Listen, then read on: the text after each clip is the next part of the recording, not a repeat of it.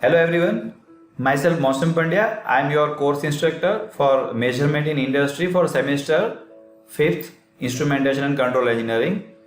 Our topic will be resistive strain gauge, that is under unit strain measurement.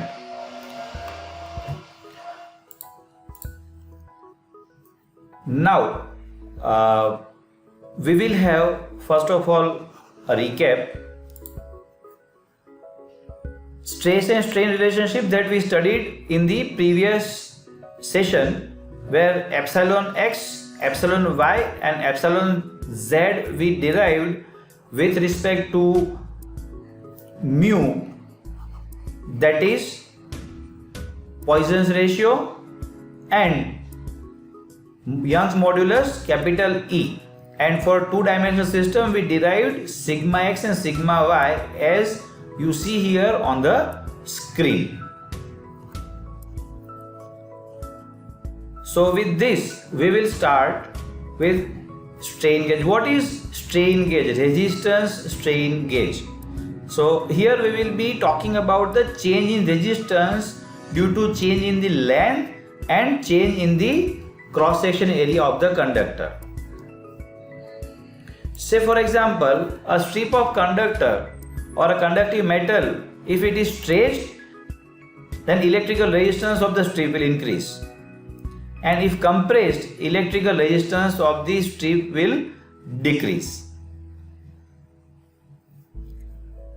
Here if we keep this compression or tensile force within the elastic limit of the material that we are using, say for example the permanent deformation should not be there, in that case we can sense the change in the resistance due to application of the force, and we can calculate the amount of the applied force by inferring from the measurement of the change in the electrical resistance of the conductor. So with this we will see there will be basically two types of the resistive strain gauge. The one will be bonded and another will be unbonded strain gauge. And in the forthcoming sessions we will be talking about further types and constructions of the different types of strain gauge, but we will be talking about the two basic types here. So let us see first of all bonded strain gauge, where a thin wire is fixed on the structure with adhesive, and the application of force will change the resistance of this, and these 2 points shall be connected across our well-known Wheatstone bridge, which will sense the change in the resistance. This will be actually implication of the applied force. So the force can be tensile force. The tension causes the resistance to increase, and compression decreases the resistance. Here keep in mind the wire is fixed and no lateral forces are working here, that we understand here. Now the next is unbonded type of strain gauge. Unbonded means the metal strip or conductor is not fixed. Here you see there are 1, 2, 3 and 4 metal strip or thin wire conductors you can assume here, which can be stretched. So every conductor has one point connected on the movable arm and another point is connected into fixed structure. So what will happen here, this is force applied force to this moving arm, which is sometimes known as armature as well if you read from some books. And what if you apply the tensile force and compression force? So if you apply tension, so resistance will increase, but whose resistance will increase? The wire which is stretched. So the first wire and fourth wire will have increase in the resistance. Simultaneously the conductor here, second and third number, that will be compressed and resistance will decrease. So entire output will be combination of these 4 wire having increase or decrease in the resistance, and vice versa. If you apply the compressive force, the entire different or the reverse process will take place. So in that case, we will be able to sense the resistance and ultimately the application of the force.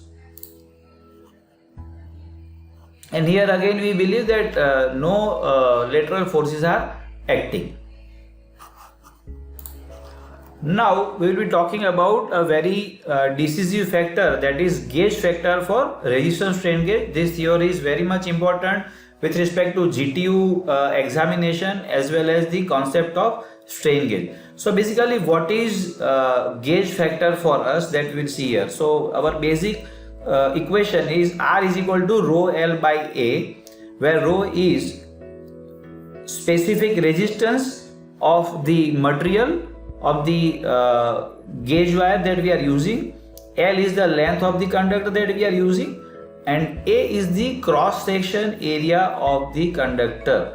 Here specific resistance will be having the unit ohms into meter, length will be in meter, and area will be in the meter square.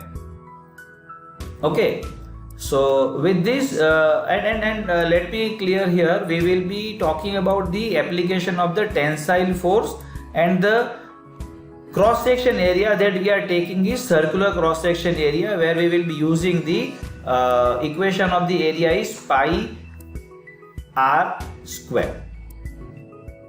So let us define what is gauge factor here first of all before we go ahead. So gauge factor here will be defined as K. Gauge factor will be defined as K, and we shall write down here for our strain gauge that you should remember what is gauge factor. Gauge factor is delta R upon R, that is change in the resistance with respect to original value of resistance to the change in the length to the original length. So change in resistance to the change in length, that is known as gauge factor. Here we talk about the longitudinal strain that is being applied.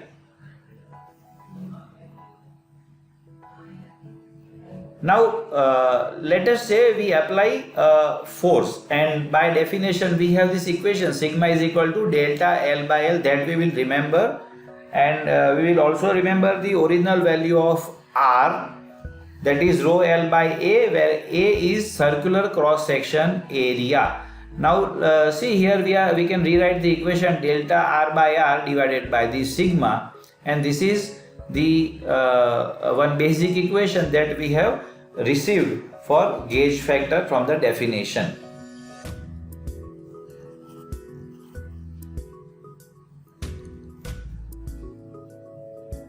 As I said, rho L by A, here we will say A will be circular cross section area, hence rho L upon pi R square. What is R here? R is the radius of the cross section area, and that is the half of the total diameter. So R is equal to D by 2, where L is the length of the conductor and rho is the specific resistance of the conducting material. So let us say rewriting once again the equation, R is equal to D by 2 diameter, and we will replace this to the our equation. So R is equal to rho L by pi D square by 4. So remember this kind of this step will be very useful further when we derive the equation of the gauge factor in terms of the Poisson's ratio.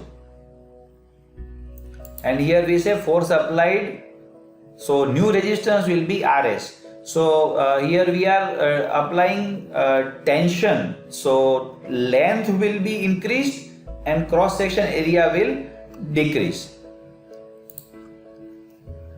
So let us say new resistance is Rs, rho L by A.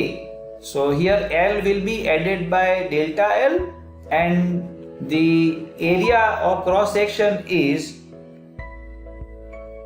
decreased. So here in equation pi by 4 d, that is d minus delta d square.